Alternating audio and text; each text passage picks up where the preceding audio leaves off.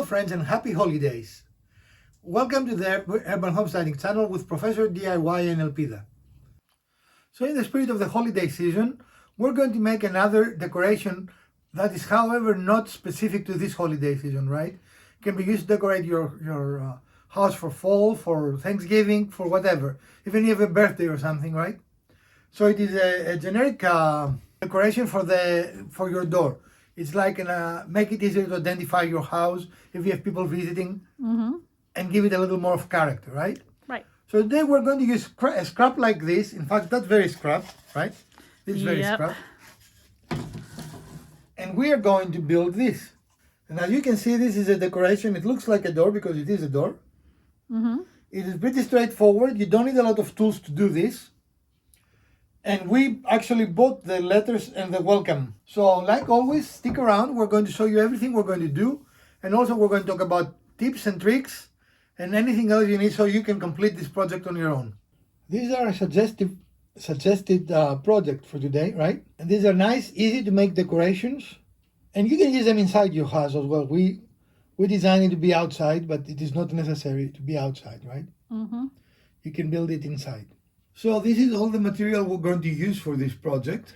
And for us, it's all scrap. But even if you were to buy it, this is not going to be a lot of material to buy, right? These are scrap pieces of a 2x3 we use for a different project. And this is a piece of plywood that we used eons ago, for a totally, I don't even remember what we used this for, but I don't know what all of it was, but some of it was that dragonfly thing we did because of the grain looking like some water. And, no matter what you use, even if you were to buy these are minimal cost. We're talking about remnants of plywood. Sometimes you can get them for free from Home Depot or Lowe's. And those will cost probably $2 or $3 in the cut-off section. So a fairly inexpensive project. Okay. All right. A table saw is handy here, but not necessary. You can easily use a jigsaw, which is very, very inexpensive, to achieve the same cut as we're showing you here without any difficulty. But since we're having a table saw, we're using it for reasons of expediency so we can finish recording the video and post it for you guys tonight. But more certainly, you do not need a table saw to complete this very project. So for proportions, in case you want to know, this is a 7 width by 12 height piece, right? And we're going to mimic a door. That is the plan. And now we're just cutting the pieces. The dimensions are not important, and of course they depend on what you would like to build. In any case, as long as it looks like a door, as the proportions are generally correct, then you can have it any size you want, and you can even make it a prop that is much larger than ours. So looking at our material, we changed our mind because we think this will be too thick, so it will not really make it look like the way we want it. So we had enough of the plywood scrap. In fact, we still have some left, right? So we decided we're going to make the frame of the door using plywood. So again, when you make projects, be flexible, right? Have the general design and idea of how you want to do it, but then be open to change your mind. Roll with the changes. Right. Okay. You can achieve this cuts using a handsaw. You most certainly do not need to have a chop saw to do any part of this project, but if you have it, it is a very handy tool. So we've got the two pieces that we cut for the side frame lined up. Gonna use a chop saw. Cutting the two pieces at the same time allows them to be exactly the same dimension without having to repeat cuts unnecessarily, and thus saves you time. So that looks You need to good. cut two more pieces. Right, so the pieces that we cut off of the long length, we're also gonna measure and cut for here and here. And then we also cut a thicker piece that's 2 inches wide for the middle section. And you can see how that door is starting to come together. Okay. And here is our first dry fit. Yep. And you see how this will look. And thinking of this, that will be a good way to build doors for like doll houses and make little Fairy doors. knickknacks. Now, in our case, we're going to put some laser decorations. You don't have to, or in fact, these days from the dollar store, you can buy some pre-cut things that you can also use here. Or if you have the artistic ability, you could always paint something there. Yeah, I whatever don't. you want. We're just going to go with the laser because we like using it, and We it have just it. adds a fun detail. And Right? we have it. Right, we have it. Okay. I always dry fit because it's a very good way to avoid any mistakes by see how your pieces are together. So we painted a little piece so we can test how the laser would look like the engraving. And this is what happens when your thumb is in your piece that you're painting, right? Look good in red paint nail? Yeah, I think we nail should do them polish? all. Yeah, I don't think so. I've got a better red for your nails, though. Okay. Okay. So this is not necessary for every process, but for our process, we're going to use painter's tape to highlight. You cannot see the lines because they're very, very faint, but we made lines, right? Yes, we did. And so we're taping these off because we want to tape off the square Right. that we created here. And we want that to be painted, and then we're going to also do the... You know you have a knife to cut off. Yes, I do. Okay. Now, using the tape will also make a much better adhesion with your glue when you put the piece together, right? Right. Again, not a necessary part if you're not painting if you leave it natural, right? Mm-hmm. And if you leave it natural or if you stain it afterwards, you can actually engrave it first. Right. Because we're using paint, we need to paint it first, right? And the reason for that is because if we engrave it and paint it first, we're going to lose some of the three-dimensionality. If we engrave it first and then paint it. Right. Right. It's not what the final design is going to be. We just use this as an example, a test plate for, if you will. So we... After Yeah, I'm having trouble doing And we are, of course, going to cut a little deeper. That was because Right. Elpida was wondering if the paint will get on fire or something, so I had to or demonstrate. what it would look like. I had to doing it that way. demonstrate to her that it wouldn't get on fire. So you're just trying to tell everybody, I was right. That's really what the message is here, people. It's not about demonstrating, it's about this one Demonstrating. being right. It's about this one being right. This one is always right, so No, this one is not. always, I said. This one is not. Now, if you don't paint, you can put it all together and then laser and apply your finish. Or if you go to the dollar store and buy ready-made cutouts or cut-offs, what they're called, you can do the assembly first, right? Mm-hmm. And in our design, Yeah, it just depends on what your finish is going to be and how you intend for it to look. But take all of that into account as you're doing your process. okay? So now we have a very good visual representation for our laser. All right? Ah, the smell of paint in the morning. And we're in our state-of-the-art paint booth. Yeah. And I think, did we miss any? I think we're good. I see no runs. Looks pretty good. We're going to let this dry. And again, you can tell that we didn't go super deep. You can still see the grain of the wood underneath, which I think is really awesome. Well, that's what we want, right? Right, that is what we want. And so we're going to let this dry, and then we will go and get set up with the laser again, Yep. right? And so here's our framework for the door. It's also going to be red. It could be, I'm thinking about this out loud now, it could be another color if you wanted it, It right? totally could. It could be multicolors. It could be whatever you want it to be. For us, we're just going with a singular color. And if you want a state-of-the-art paint booth like this one, what do you have to do, Elpida? Where did you find it? It's very, very hard to find. Save a box from your shipments, Save a which we box. probably all have a lot of this Right. year, since we like to order online. I think I'm a little light there, right? Yeah, just a little bit. Okay, let me. Okay. But again, we spare no expense in Right. our channel. But this works. It works really well, and it keeps your paint contained.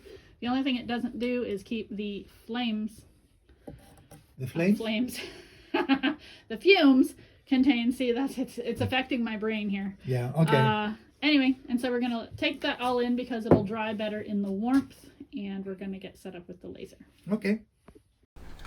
I'm using a piece of cardboard to check our design first. This allows me two things.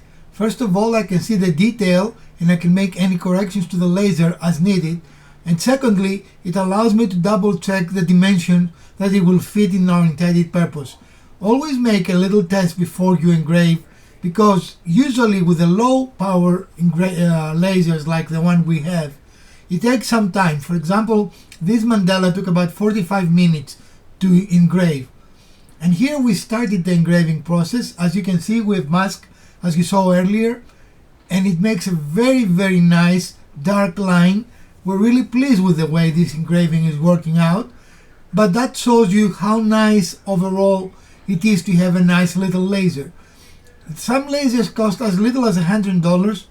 Definitely you do not need to buy the most expensive laser out there, but we think it's a very nice tool to have if you're into crafts, if you're into DIY. It can offer you a lot of flexibility and allow you to do things that otherwise you wouldn't have the opportunity to do. We've had our laser for over a year now, and we've used it quite a lot, and we really enjoy having it, and we are actually doubling into more, maybe cutting some shapes and making three-dimensional art that before we had the laser we really had no possibility or opportunity to do. Again, it is not necessary. You can buy ready-made cutouts or even some stencils, and you can achieve a very similar, if not the same result. But having a laser has most definitely improved our ability to generate certain products and projects that we could not do in the past. This is a very middle of the road laser. We did not spend a lot of money on it, but now that I'm using it, I would not mind a little more powerful laser. Maybe Santa is listening. Ho ho ho. Do you think that using technology is actually cheating in woodworking? I really don't think so. So we're back at the shop. We finished with our engraving. Nice little sharp lines, aren't there? Mm-hmm. And the next step will be to attach what in essence will make the side of the door, right? The framing. Yeah, the framing elements.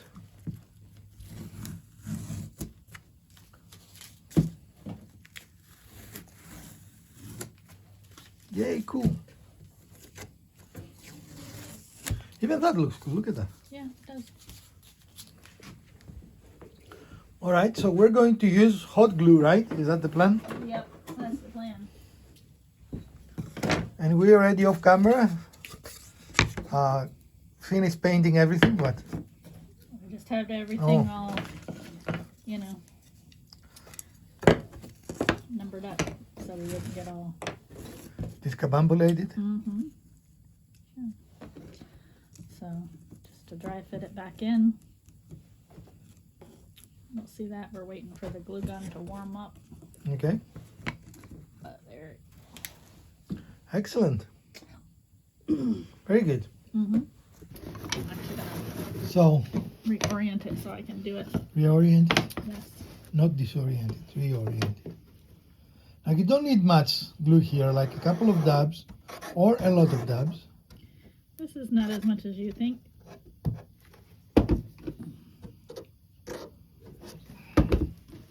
Then press it everywhere, and just like that it should be done. Hot glue is hot, by the way. Indeed. So you're too low. Indeed it is. You can see the thing there, so you're too low. Well, then I didn't tape it right because it's right at Okay. the edge there.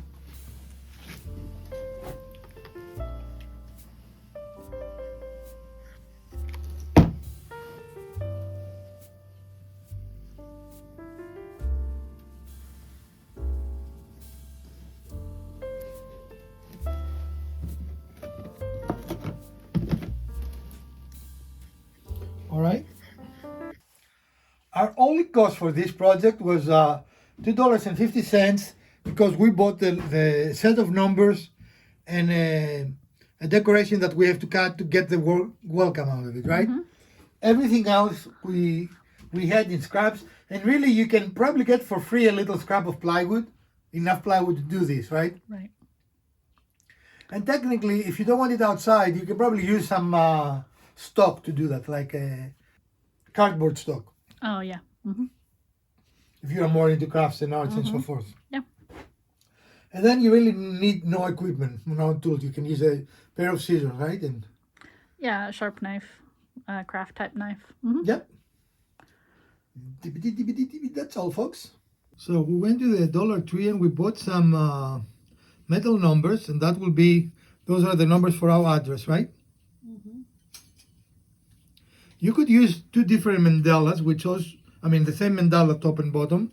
We chose different because we like the variety, right? Right.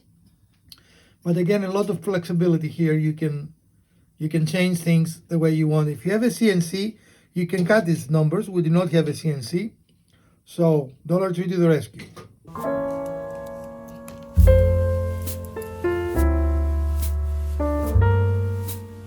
So this is intended to be a door adornment, right? And as you can see, it has very nice three-dimensionality to it. And also you can see it in full. So what do you think? I think it just needs the hanger and then it's good to go. Okay.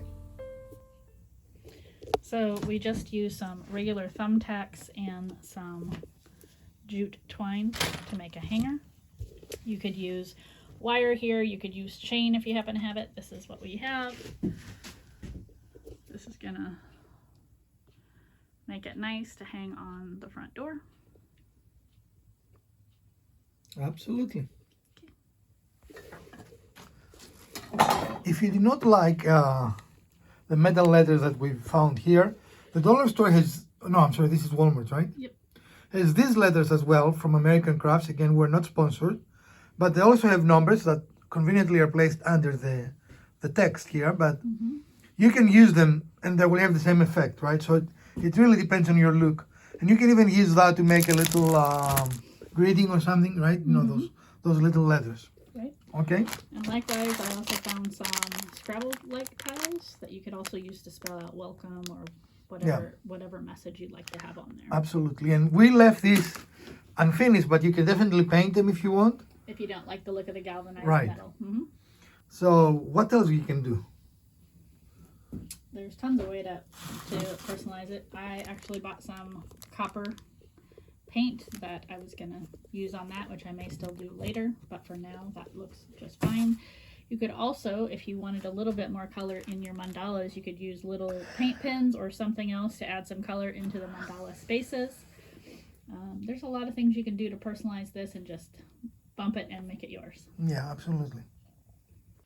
So another option you have are those CNC cutouts. Again, you can buy them on in the Dollar Tree to adorn the door, right? Adorn the door. Yep. So, for example, if you do not have a laser, those could be an option to decorate the panels, right? And to make it dimensional. Correct. Another option would be making a door like this. These are easy to make. All you need is a way to make a cutout, and we've shown you many times in the channels how you do that, right? Yep. You're going to use a drill bit. You're going to go in and so you'd use the drill to drill on the inside corner, which creates the clearance for you to take like a jigsaw and cut around like this. And doors like that can be very good decorations, I think, right? And this one, they used a router to make this dimensional thing, but you can use raised pieces of wood, just little trim to make that Very look similar as well. to this. Yep. Or you can use your nice carving kit. You could. And then obviously something like this also works as a decoration. If you have just a plain chalkboard, you can also write your own greeting on it. This And one, change it, makes it. yeah. So you can make it seasonal, whatever you'd like. This has a little handle on it, and you can do that if you find one that's proportionate for what you're looking for. Okay. So we hope you enjoyed this episode and you enjoy making. Again, these little techniques can help you if you make miniature furniture, miniature houses, right? You can see it's a very easy technique to give three-dimensionality to something and make a piece of plywood look something really nice, right? So we hope you enjoyed this episode. We definitely enjoyed doing it. If you do not have a laser, we gave you some ideas on how you can adorn this without it, right? And in any case, we hope you have a great holiday. If you enjoyed this video, please give us a thumbs up. If you didn't, hit the other button twice. Share, like, subscribe. Let us know what else you might want to watch in future episodes of the Urban Homesteading channel. From Professor DIY Elpida and Mrs. DIY, have a happy holiday, friends.